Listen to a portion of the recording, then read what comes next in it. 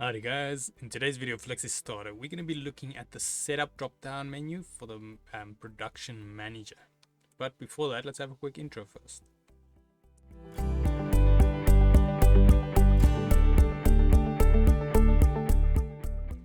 So today's video can be found on softwaretraining.co.za. We make short and easy to watch problem solving videos, and we also have daily updates. Otherwise, back in the program here. Now, just a quick reminder, this is a mini series on the production manager, and also I will leave relevant links in the description so you guys can actually follow along. Now let's head straight into the production manager. You can just hit Ctrl L to go to your plot and cut. Click that little icon. I'm just going to open mine. Mine is still open from the previous video.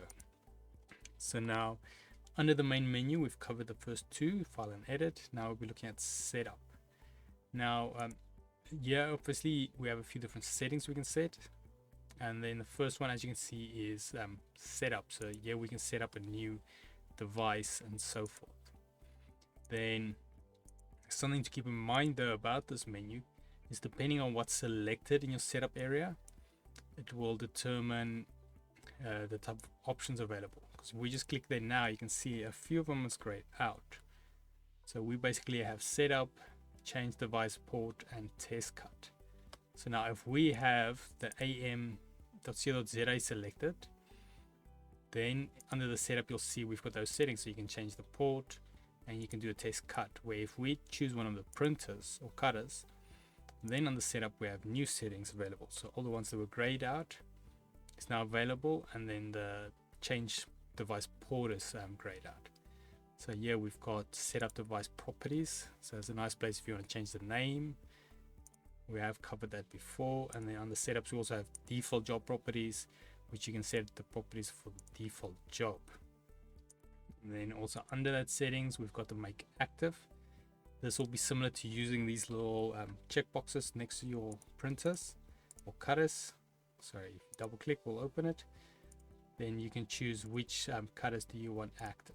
So that's equivalent of doing that. So on the setup we also have then the output size compensation, where you can set the compensation for the actual sizes.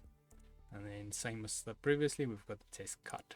So that's just something to keep in mind with the setup menu, is that like I mentioned, depending on what you have selected will also give you different options. So if you're trying to set up something and they grayed out, just remember you need to click in the cutter or the make.